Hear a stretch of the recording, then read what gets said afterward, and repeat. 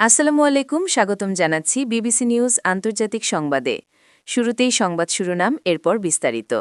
১৫ লাখ বছর পুরনো বরফ গলিয়ে রহস্যের খোঁজ। অস্ট্রেলিয়ায় ভয়াবহ দাবানলে শতাধিক ঘর পুড়ে ছাই, মৃত্যু ১। ভয়াবহ দাবানলে অস্ট্রেলিয়ায় দুর্যোগ পরিস্থিতি ঘোষণা। বন্ডাই সমুদ্র সৈকতে গুলিবর্ষণের পর অস্ত্র আইন কঠোর করার উদ্যোগ অস্ট্রেলিয়ার। দর্শক, এতক্ষণ শুনছিলেন সংবাদ শিরোনাম। এখন বিস্তারিত। আপনি যদি ইসরায়েলের ধ্বংস চান এবং মুসলিমদের পাশে থাকেন, তাহলে ভিডিওতে লাইক করে চ্যানেলটি অবশ্যই সাবস্ক্রাইব করে দিবেন এবং আপনার মূল্যবান মতামত অবশ্যই কমেন্টে লিখে জানিয়ে দিবেন। এখন বিস্তারিত। ১৫ লাখ বছর পুরনো বরফ গলিয়ে রহস্যের খোঁজ। ড থমাসের মতে গবেষক দলগুলো ৮ লাখ বছরেরও বেশি পুরনো একটি সময়ের প্রমাণ পেতে পারে, যখন কার্বন ডাইঅক্সাইডের ঘনত্ব স্বাভাবিকভাবেই বর্তমান সময়ের মতো বা তার চেয়েও বেশি ছিল। এটি তাদেরকে বুঝতে সহায়তা করতে পারে যে ভবিষ্যতে আমাদের গ্রহ কিভাবে বায়ুমণ্ডলে আটকে থাকা উষ্ণায়নকারী গ্যাসের প্রতিক্রিয়া দেখাবে। টিউবের মাধ্যমে এই তরল পাশের একটি পরীক্ষাগারে পাঠানো হবে, যা বিশ্বের অন্যতম একটি স্থান যেখানে এই ধরনের বৈজ্ঞানিক গবেষণা করা সম্ভব। BBC news. একটি বড় বাক্সের ভেতরে প্লাস্টিকে মোড়ানো দীর্ঘ বরফের টিউবগুলোর ওপর হাতে গ্লাভস পরা, কমলা ও কালো রঙের সুরক্ষা পোশাক পরা একজন ব্যক্তি হাত রেখেছেন। অ্যান্টার্কটিকায় এই বরফ কোর সংগ্রহ করতে বহু দেশের বিশাল যৌথ প্রচেষ্টা লেগেছে, যার ব্যয় হয়েছে মিলিয়ন মিলিয়ন ডলার। বরফগুলো ১ মিটার ব্লকে কেটে জাহাজে করে আনা হয়, এরপর ঠান্ডা ভ্যানে করে কেমব্রিজে নিয়ে আসা হয়। প্রকৌশলী জেমস ভিল পূর্ব অ্যান্টার্কটিকার কনকর্ডিয়া ঘাটির কাছাকাছি বরফ সংগ্রহে সহায়তা করেছেন। এটি আমাদের পৃথিবীর ইতিহাসের একটি সম্পূর্ণ অজানা সময়কাল, বলছেন ব্রিটিশ অ্যান্টার্কটিক সার্ভের বরফ কোর গবেষণা বিভাগের প্রধান ড লিজ থমাস। দরজার ওপরে লাল সতর্ক সংকেতের আলো জ্বলছে, আর ভেতরে একটি জরুরি পালানোর পথ রয়েছে, যেটি একটি টানেলের দিকে নিয়ে যায় যদি কোনো বিপত্তি ঘটে। নিয়ম অনুযায়ী আমরা একবারে সর্বোচ্চ ১৫ মিনিট ভেতরে থাকতে পারি। পরতে হয় প্যাডেড ওভারঅল, বুট, টুপি ও গ্লাভস। আমাদের ক্যামেরার ইলেকট্রনিক শাটার জমে বন্ধ হয়ে যায়, আর আমাদের চুলে বরফের ছোঁয়া লেগে চিরচির শব্দ করতে শুরু করে। বরফের বাক্সের স্তূপের পাশের একটি টেবিলে ড থমাস দেখান সবচেয়ে পুরনো কোরগুলো, যেগুলোর বয়স ১৫ লাখ বছর হতে পারে। সেগুলো এতটাই স্বচ্ছ যে আমরা তার ভেতর দিয়ে নিজের হাত পর্যন্ত দেখতে পারি। ১৫ লাখ বছরেরও বেশি পুরনো হতে পারে এমন একটি বরফের কোর যুক্তরাজ্যে পৌঁছেছে, যেখানে বিজ্ঞানীরা এটি গলিয়ে পৃথিবীর জলবায়ু সম্পর্কে গুরুত্বপূর্ণ তথ্য উদ্ঘাটনের চেষ্টা করবেন। এই কাচের মতো স্বচ্ছ সিলিন্ডারটি পৃথিবীর সবচেয়ে প্রাচীন বরফ, যা অ্যান্টার্কটিকার বরফ চাদরের গভীর থেকে ড্রিল করে সংগ্রহ করা হয়েছে।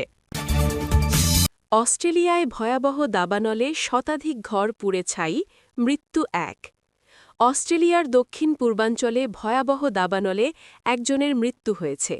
এই দুর্যোগে কয়েকশো স্থাপনা পুড়ে গেছে। রোববার কর্তৃপক্ষ এ তথ্য নিশ্চিত করেছে।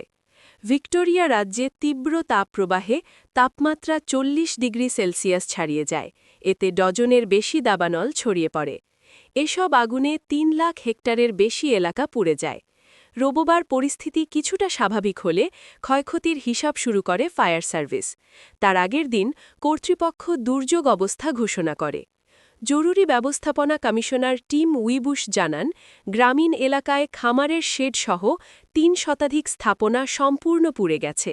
তিনি বলেন, ৭০টির বেশি বসতবাড়ি ধ্বংস হয়েছে।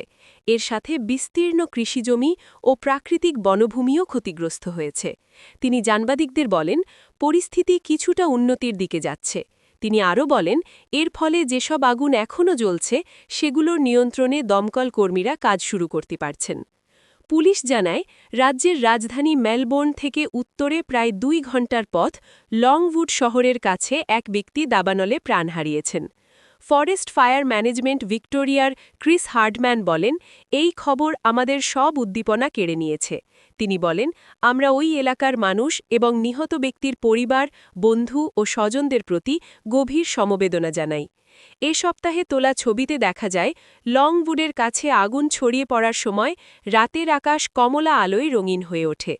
গবাদি পশু খামারি স্কট পার্সেল বলেন, চারদিকে আগুনের ফুলকি উঠছিল, যা ছিল ভীষণ আতঙ্কজনক। ছোট শহর ওয়ালভারের কাছে আরেকটি দাবানল এতটাই তাপ ছাড়ায় যে সেখানে স্থানীয়ভাবে বজ্রঝড় তৈরি হয়। দেশজুড়ে কয়েকশো দমকল কর্মীকে আগুন নেভাতে মোতায়েন করা হয়েছে। ভয়াবহ দাবানলে অস্ট্রেলিয়ায় দুর্যোগ পরিস্থিতি ঘোষণা। অস্ট্রেলিয়ার দক্ষিণ পূর্বাঞ্চলে ভয়াবহ দাবানলে ঘরবাড়ি ধ্বংস ও বিস্তীর্ণ বনাঞ্চল পুড়ে যাওয়ার পর শনিবার দেশটিতে দুর্যোগ পরিস্থিতি ঘোষণা করেছে কর্তৃপক্ষ। চলতি সপ্তাহে ভিক্টোরিয়া রাজ্য জুড়ে তীব্র তাপপ্রবাহে তাপমাত্রা ৪০ ডিগ্রি সেলসিয়াস ছাড়িয়ে যায়।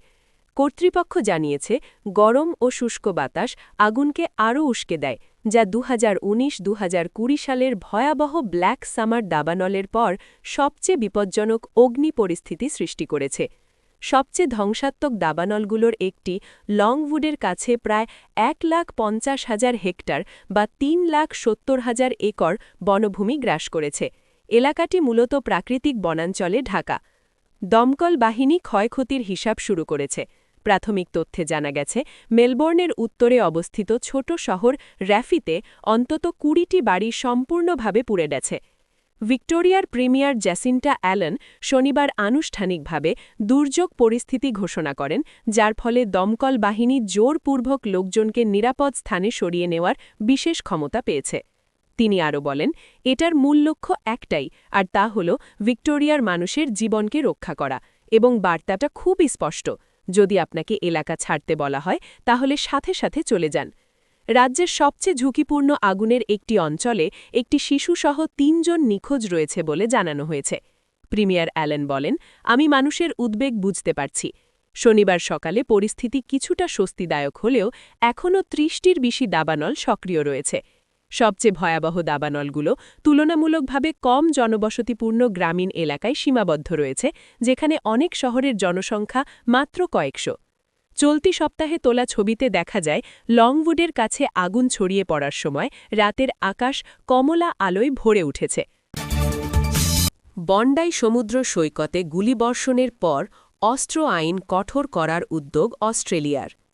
সিডনিতে বন্ডাই সমুদ্র সৈকত গত সপ্তাহে একটি ইহুদি উৎসব উদযাপনের সময় ২ বন্দুকধারীর গুলিবর্ষণে ১৫ জন নিহত হয়।